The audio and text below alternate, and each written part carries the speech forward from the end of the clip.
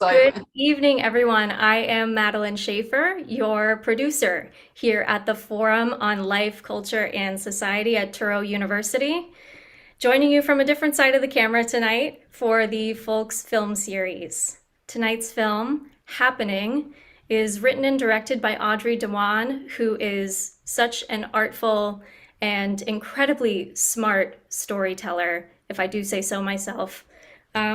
It also stars powerhouse actress, a name everyone is sure to know very soon if you don't already, Anamaria Vartolomei. Happening was the winner of the prestigious Golden Lion Award at the 2021 Venice International Film Festival. It was also an official Sundance selection. And in it, we follow Anne, who is a young student in France. The year is 1963, and she is seeking to terminate her pregnancy in a time when it was illegal to do so. It was also illegal to provide an abortion or even aid somebody in finding an abortion practitioner. So, as maybe you've seen in the film already, if you joined for the screening, people were afraid to even discuss it. I know some of these circumstances must sound eerily familiar to our audience joining from the US, as we are seeing some similar legislation passing in, unfortunately, a growing number of states right now. For context, this is 59 years later after Happening takes place. So the film is just so intimately shot and is so universal to the reality our society creates for women. And I was certainly wincing and nodding along as I watched. As you can imagine here, we have a lot to discuss with Audrey and Anamaria tonight. So just a few quick notes before we do. I want to say thank you to IFC Films for partnering with us on the advanced screening of Happening. I hope everybody enjoyed it over the weekend. And if not, you have until 11 o'clock tonight to do so. So definitely watch the film after this if you haven't. It will premiere here in New York at IFC Center on May 6th and countrywide on May 13th. So look out for it coming up. Also, a quick thank you to our partners at She NYC Arts for co-producing this conversation. They're very good friends of mine. I'm thrilled to see them become friends of FOLCS, so check them out at shenycarts.org. If you have a question for Audrey and Anamaria, please type it into the Q&A box down in your Zoom toolbar, and we will answer as many of those as we can toward the end of the evening. So I believe that's it for now. Without further ado, let's welcome our guests, Audrey Diwan and Anamaria Vartolomei. hello. Hi, Hi, welcome. hi. Nice to meet you. Nice to meet you too. Thank you so much for being here tonight. I So I want to start at the center of the film because there are obviously a lot of layers here. But who we experience this whole film through really is Anne. And I think there's a quality in her character in that she's specific and she has a full life. But in the way that the film is structured, she's also kind of a walking allegory for the experience of young women.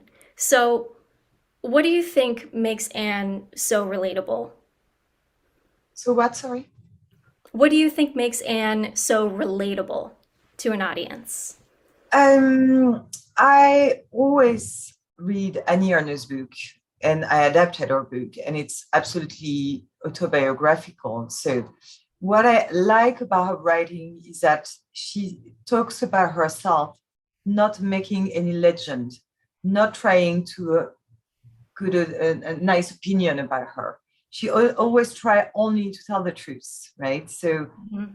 and the truth was, as a young woman, she actually talks about her sexual desire in a very honest way, her intellectual desire in an honest way too.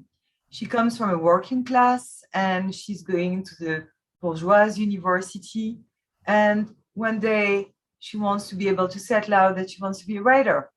So I love the character. Before I was interested in the story of Happening. And I think she's like, yeah, brutally sincere and honest in a way that she says things we all think, but never say. So yeah, that's why I think she's relatable.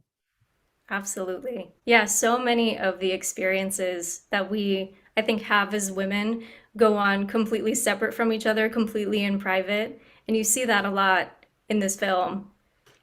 Anna Maria, what was it like for you to tell a real life living person's story?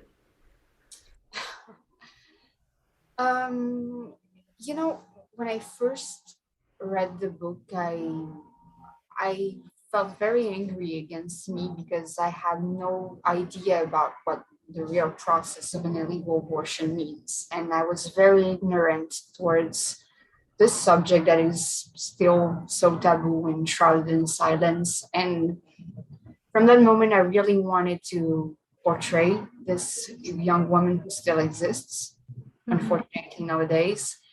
And I think that she would have liked, I mean, I don't know if I really thought about her, you know, I mean, approaching the character as being a real person's life.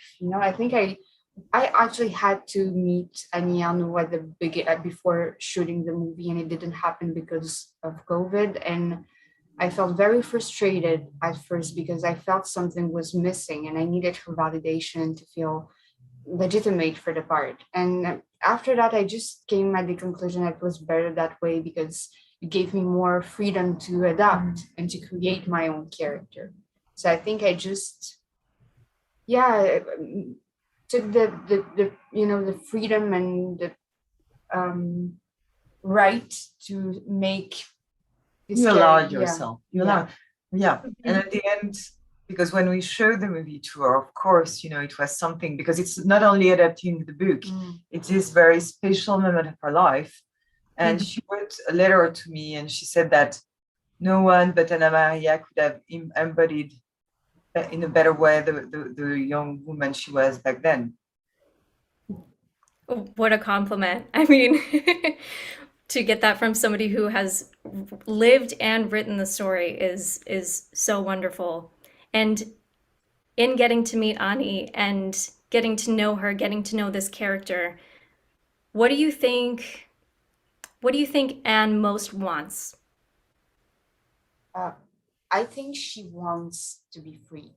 I think she's in a constant pursuit of freedom, and I think yeah, that's it. I think she challenged the rules. Yeah. I mean, she was born 1940, and being a woman back then, we all imagine, how it was.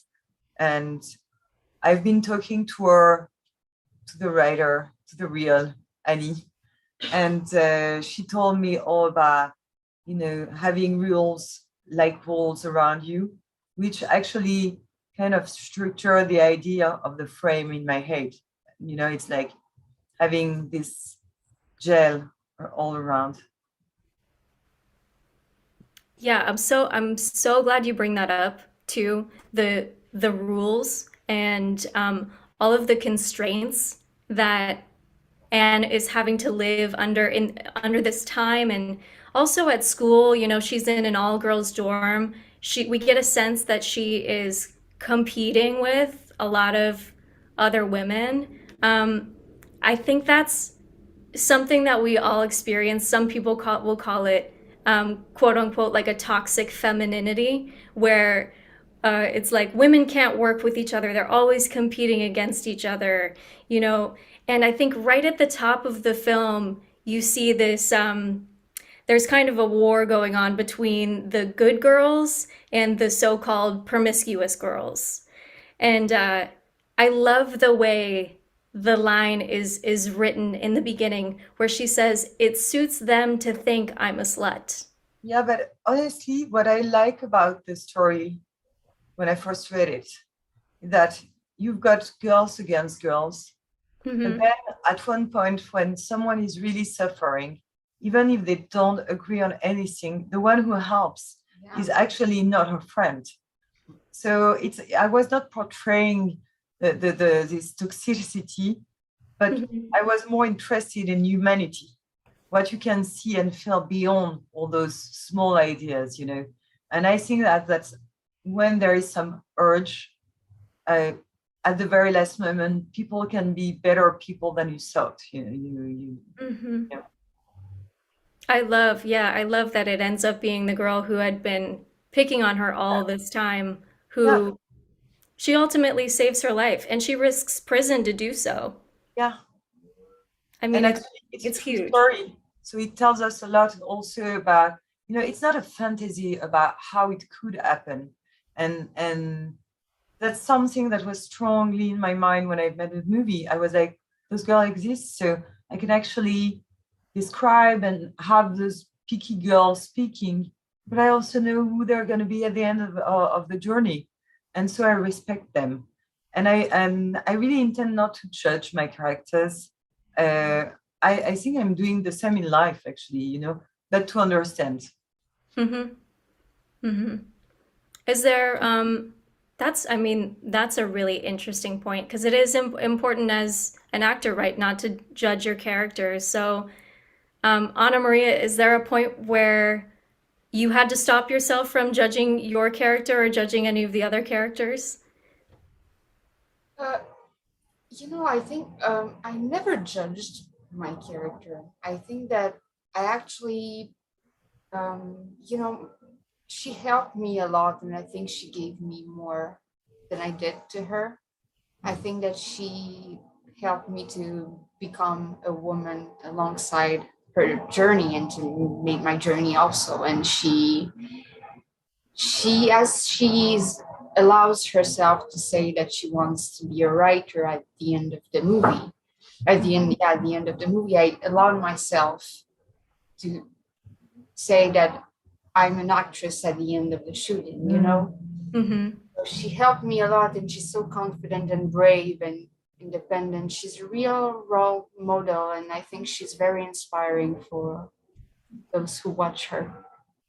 Yeah, absolutely. She really is. I think you see more in the beginning of the film, I think, in the symbolism and in the imagery too, Audrey. I noticed that the girls who are picking on her are actually physically sitting higher than her in class, looking down on her. Oh, I And love that you mentioned those details. I mean, you have carefully picked those details, and you know, when you do so as a filmmaker, you always hope that someone's going to mention it. And actually, today is the last day that we are actually talking about the movie together, Anamaria and I, after all we've been through since the releasing in Venice. So I'm glad that it finally came out. well, that makes me happy, because I'm kind of a nerd in that sense for picking out those details, and I very much so noticed that you are a highly detail-oriented director, and it's clear it's the symbolism and the imagery is almost like another character in the film. I try to, I mean, there were many things to be said alongside the narrative and the basic story. And I mean, one of the most important things in Annie Ernaux's work in general is talking about social class. So what it is to come from one social class and go to another. Sorry, I know through my own experience, because my grandparents and my parents are not the same social class. So I'm very, I always ask myself questions about it, and it nourished my way of, you know, building my mind. And to give you another example, when I was speaking with her, with the writer, she told me that when she was this young working class student, her and her friends don't have more than 3 outfits for the year. So I talked about it with my costume designer, and I said, it's good if we do so, because we are going to say something about social class and don't shout it aloud. Oh, they don't have money. You will at some point realize that you always dress it the same way, but I don't want to be talking about money all the time. And whenever I talk about money, it's for the mother to give her money to buy books, even if they don't have much, But I believe in the audience. I believe that we can say many things, like the way I pick the books, because the books that are used in the literature class were the books that build my mind. And so it's all full of messages, behind for the audience that want to actually think about it. Yeah, absolutely. I think I love that you bring up her mother and social class, because that was one of the relationships in the film that really stood out to me as the generational difference between these two women. And I think about the journey that Anne is having to go on, where, she's seeking to do this and really isn't able to talk to other women about it. And I read that Annie Ernaux had said in one of her books that her mother was very good at navigating the constraints of poverty, which is another one of those things that women typically do in private. So, Anamaria, I wanted to ask you both, why doesn't she tell her mom? Because she can't. I think she wants, but she can tell no one. It's not about her. Oh, actually, she can't, because I think she doesn't want to betray her family by, if she announces them that she's pregnant, they put so much hope in, her future and her journey on having a brighter career and brighter future. And if she's pregnant, it means that she may not be able to continue in Absolutely. that. And I think that she doesn't want to betray her mom, that, as she said, she doesn't have money, but she gives her the less she has to buy her books. I must add that she's because Annie Ernaux wrote a book about her also, and she's kind of a very progressist woman. And she decided, and she convinced Annie Ernaux's father, that she would only have one kid in order to be able to send that kid to university. So all those girls you see, they are the first generation of social class students being able to go to university. So yes, of course, like, she's close to her mother and she would like to tell her because they are close, but it would also mean ruining all the sacrifices that her mother and father have made to send her to university. Yeah, I had the same thought watching it. When you see her mom so proud of her at the bar, she's an honors student, and you can tell that there are really high stakes for Anne's education.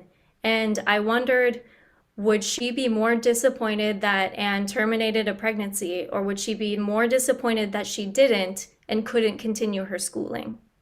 Actually, do you think that if she had ever told her mom would have helped her?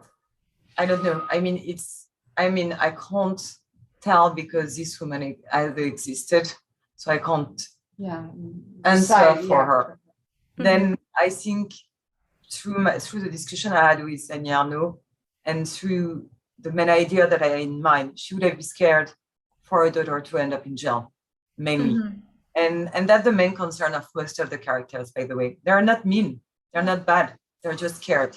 And that's what happened when you put a law, a strong and a harsh law that say that anyone's going to help the person trying to get an abortion is going to end up in jail.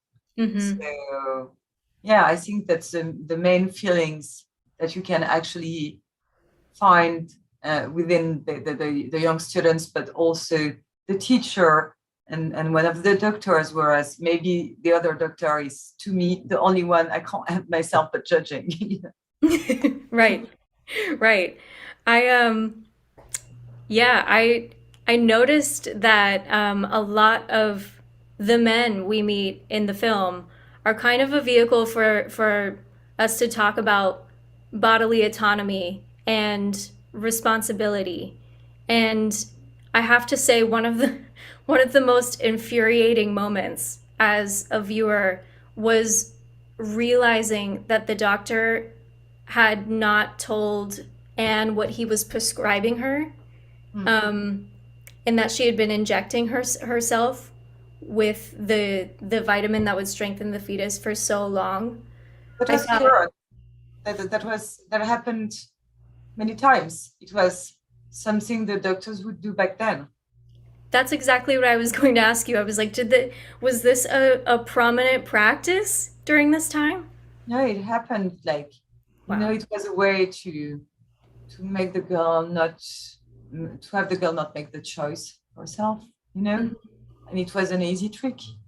In front of you, you have young ladies who don't know about their situation. There is no internet, nearly no books, so it's so easy to trick someone. So you see this, like, you are this doctor, you see this girl less than 10 minutes in your whole life, but you decide for her and you impact her future forever. I think this is quite something, right? Yeah, absolutely.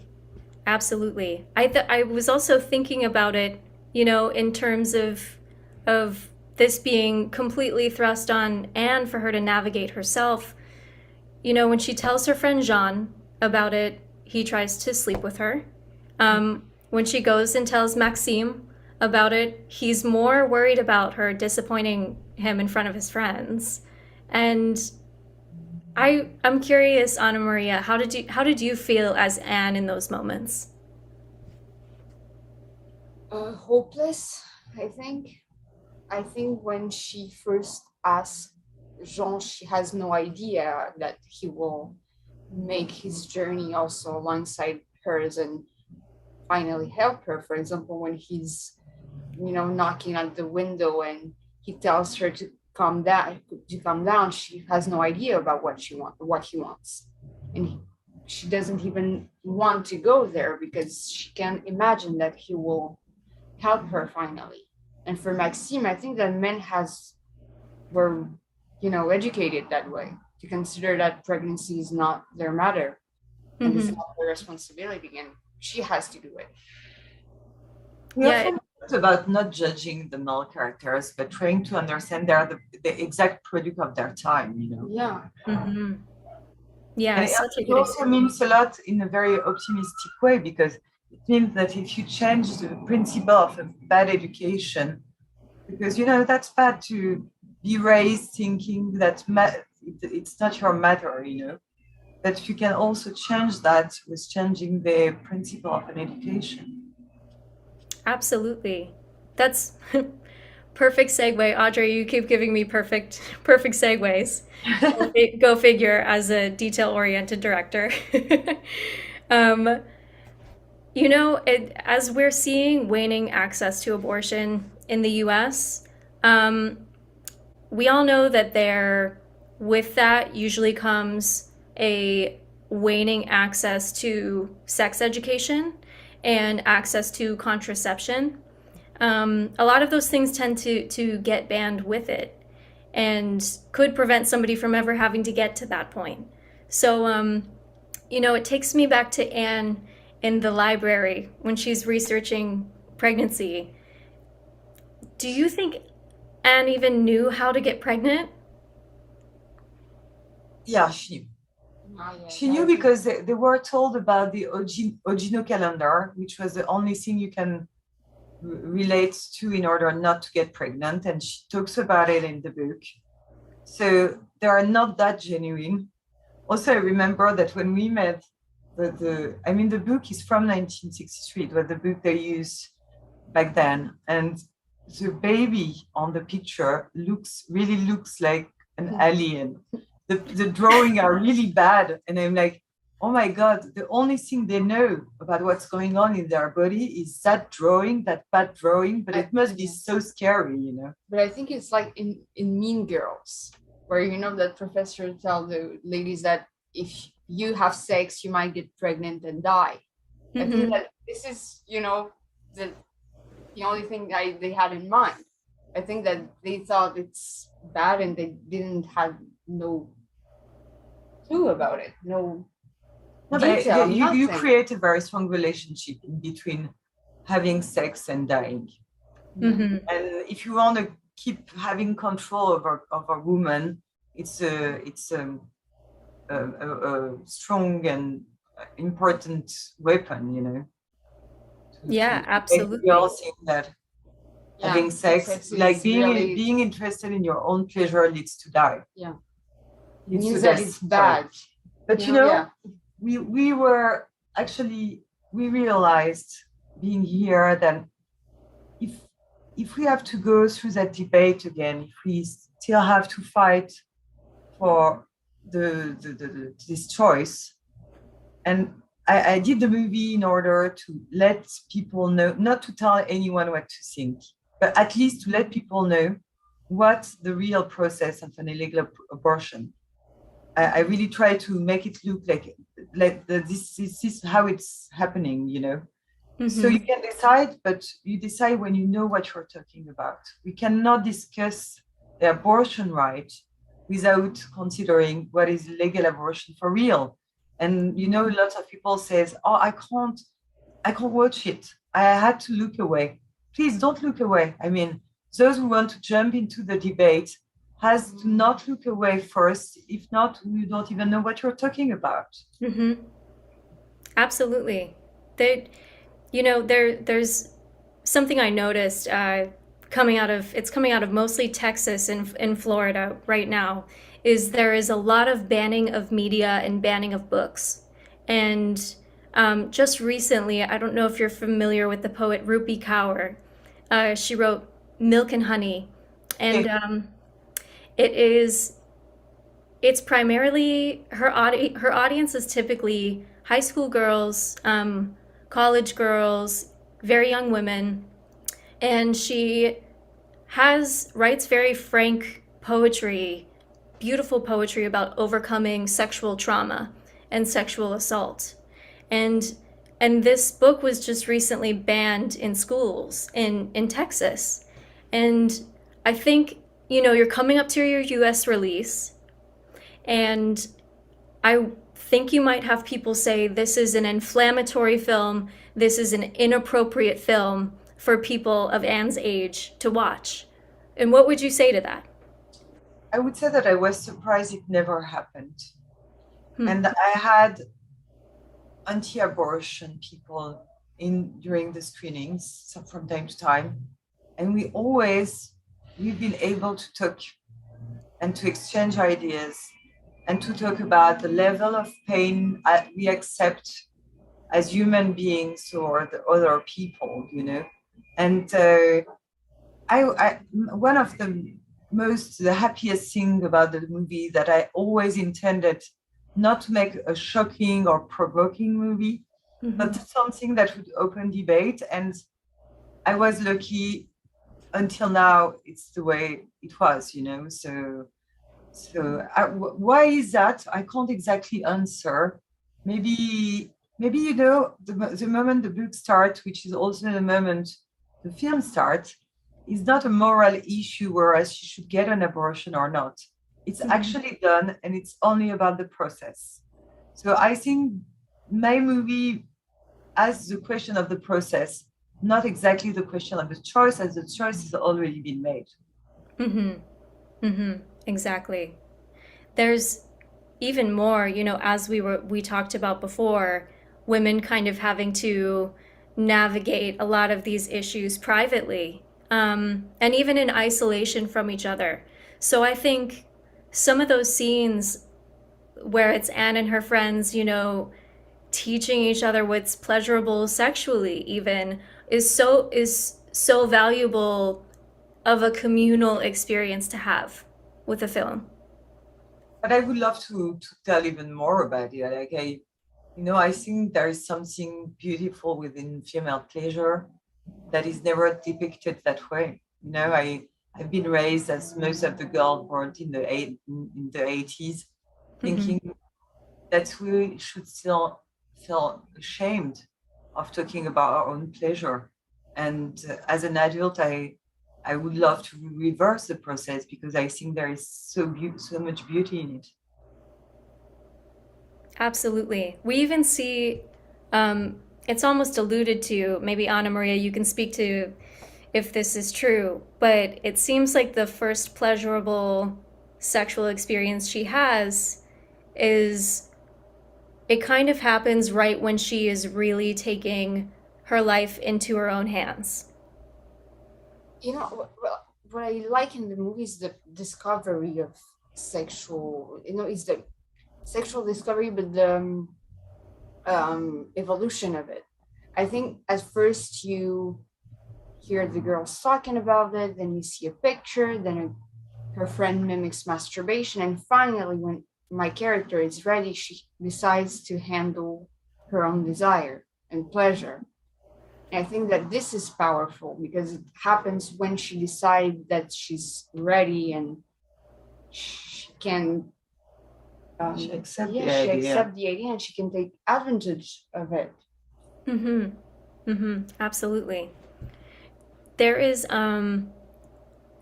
well, there are a couple stories that I just wanted to talk about with you, because when I read them, they reminded me of modern day what Anne would be going through. If she were in one of these states that are banning access to abortion, a lot of them are mimicking the legislation that has come out of Texas. We're seeing this now in Oklahoma, Florida, a couple of other states. So it's spreading, and it's existed in Texas for close to 8 months now. And there are starting to be some pretty dangerous cases and pretty harrowing stories coming out of the state where, one woman who reminded me of Anne, she's a 21-year-old college student, and luckily, was able to tell one of her parents, but she also had to travel back and forth to Mississippi twice over the course of a month. So she's missing classes, maybe missing exams, and it also cost about $2,000. So it made me think of the scene in the film where Anne is sitting there selling all of her books. And I thought, even if she's successful in this, even if she finds somebody to do this, how is she going to continue going to school? Yeah, of course. And then you cannot let anyone know. So it's silence and darkness again. Against it's interesting because movies by essence is light. It's bringing light to a topic that people are actually trying to shadow. So I think that's something we need to do now. There is that reminds me of, there's a quote that I love from this shame researcher. I don't know if you're familiar, Brené Brown. She says, interesting that she researches shame because Anne goes through so much of it during the film. But she said in one of her books, it's really hard to hate somebody up close. So I think the way that this film is shot and the way that we experience every emotion with Anne, the shame, the sheer terror that she's feeling. I'll ask you, why do you think it's important for people to have that experience along with her in watching the film?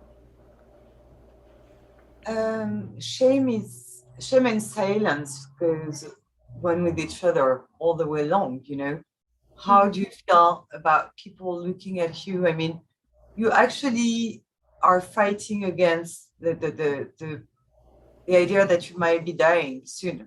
Okay, you're going to try something to figure out how to get out of that problem, and you probably die.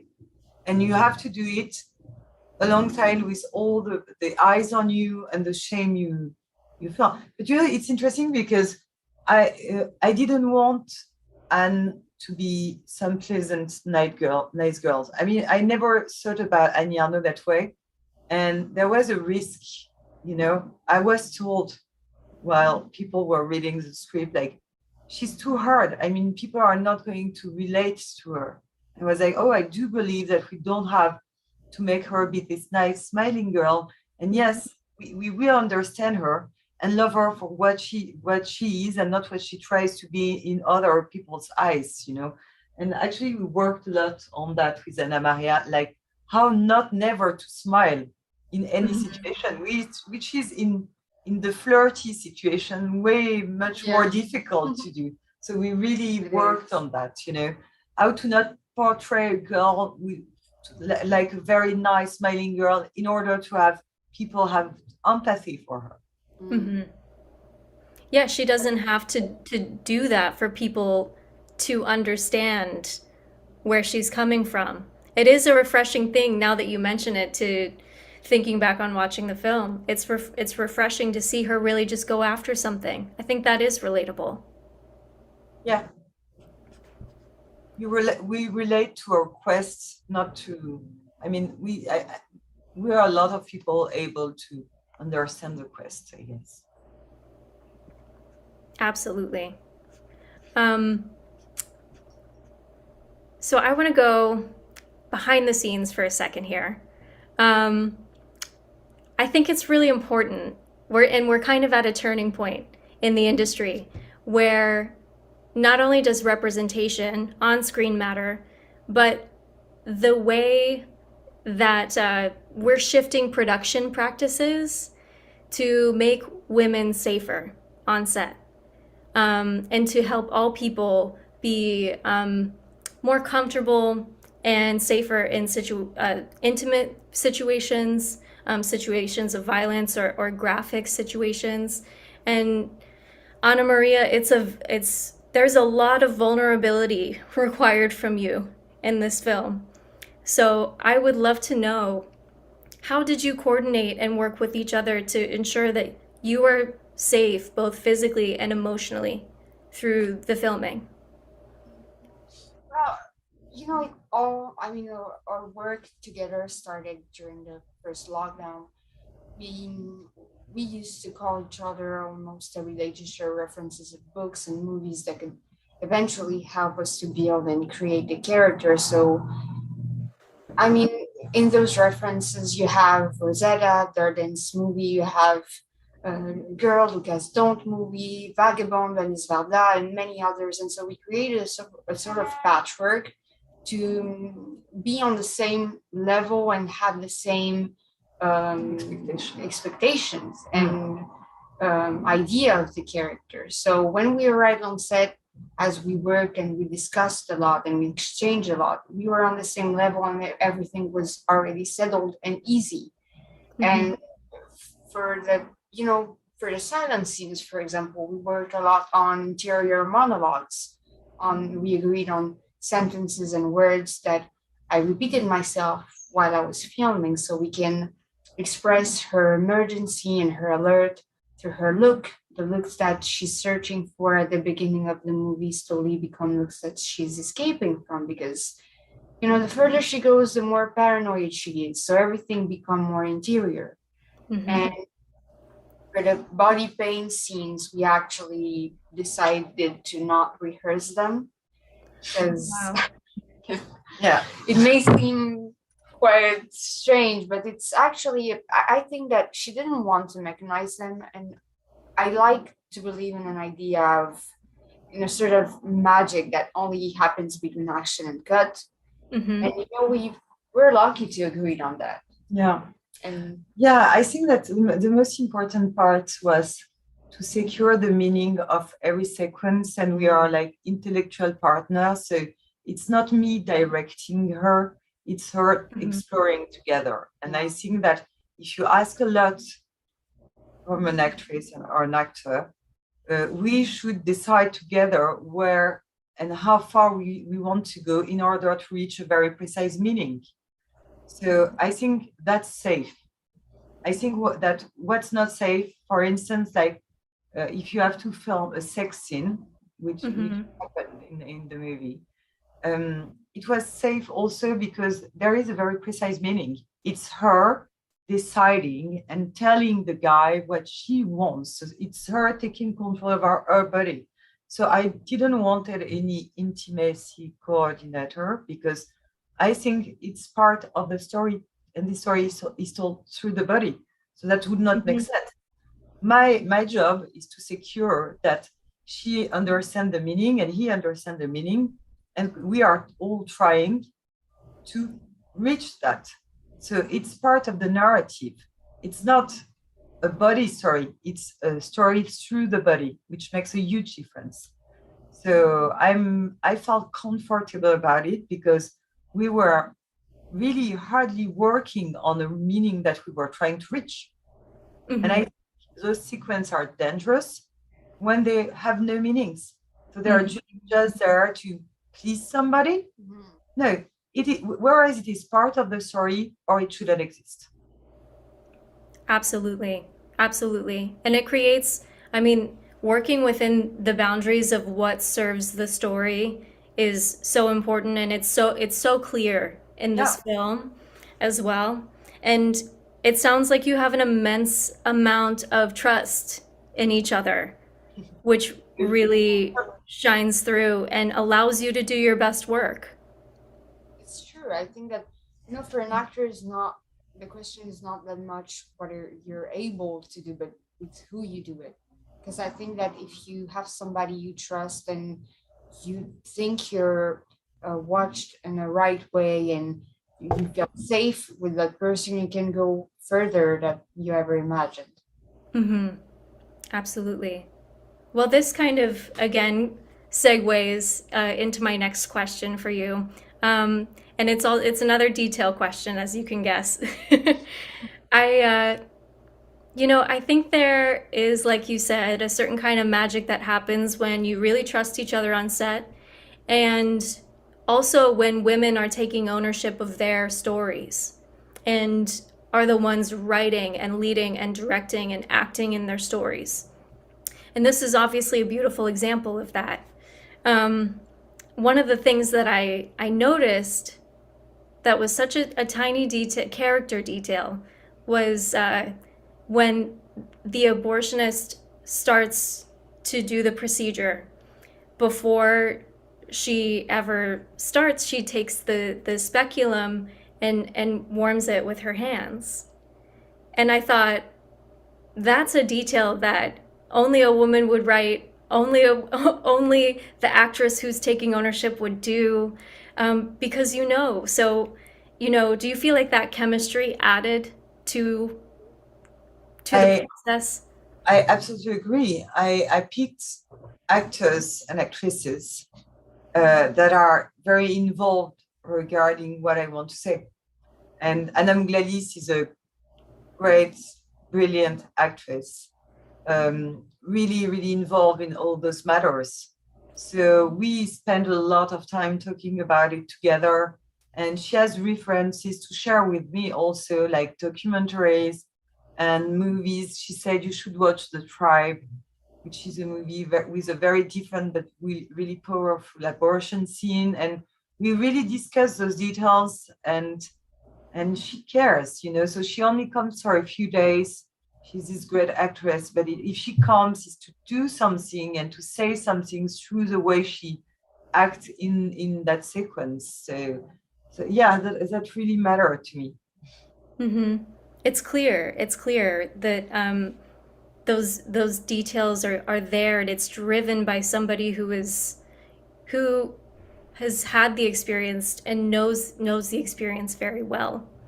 I think it adds a lot to what takes a film from being, a story, and what makes it real.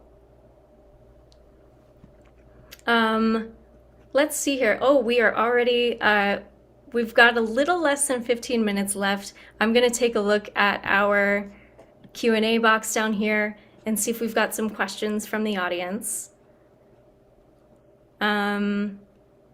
This is interesting. You touched on this a little bit in a brilliant way, but this one says, please talk about the title, so I assume the choice of title, and your thoughts on Happening as a title. I must say that I when I've been asked, I asked what Annie Ernaux picks for the American version of her book. Because I assume she would have done the work before and brilliantly. And so the French title is more like The Event, and Happening as something like in action. something that is actually making her going from this young girl to the woman she's going to be. And this is happening. I must also say that I love the title because years before now, Miranda July came to Paris. And I was asked she would read the English version of our novel, one of her novels, and I would read the French version. And it was all about this instance coming over, and this is happening. And it was about her being unconscious that she was changing, And I kept this sentence in mind, like, this is happening. And when I went through the English title, I was like, yes, this is my title. And it's way more relevant here because actually in America, this is happening. Yeah. Absolutely. I've never guessed. Yeah. So, coming up to the US release then, and like you said, it is happening. What's your greatest hope for what audiences or other young women seeing this, anyone really, what do you want them to walk away with most? I really don't make movies in order to tell people what to think, but I hope that my movie will make them ask themselves new questions. I mean, that's what happened in my mind after reading the book. And if I didn't betray it, then it should work the same way. Anamaria? I would love to. I mean, we experience a lot of, intimate stories that we've heard after screenings and many discussions, interesting conversations that the movie brought. And I think that I just ask, I want people to ask themselves, what would have they done if they were Anne's friend at that period? And what do the movie, create, and what feelings they arouse in them? And if you, for example, are against it, are you still against it after seeing, the amount of pain that a woman has to have to go through during an illegal abortion? And I think that questions, as she said, and create conversations and discussions. Absolutely. So people don't keep making this choice or having to deal with these things in silence. I think too, one of the things that I notice about the film itself is that you can't shy away from Anne's humanity. I thought over and over again to myself, oh my God, she's a child too. And so much of the conversation around abortion, at least in the US, I don't know what it's like in France, but it's very centered on the life of the fetus or the life of the child. And I think it's easy for people to just forget that there is a human who's... And that this human being is sometimes almost a child. So it's a pretty interesting paradox. So you protect a child that doesn't exist against a child that exists, basically. So, I mean, of course, I understand all kind of debates, but we should not forget about the woman going through all this experience. I mean, we are all allowed to have our own debates, and you can name what she has in her belly, a child, if this is the way you want to conceive it. At this point, but still you can't say that the woman who actually has this belly doesn't exist. That would not make any sense. Absolutely. Well, I think there really isn't a better point to end on here. That is absolutely what it's all about. Is there anything that you want to return to before we go to some closing remarks here before we finish up?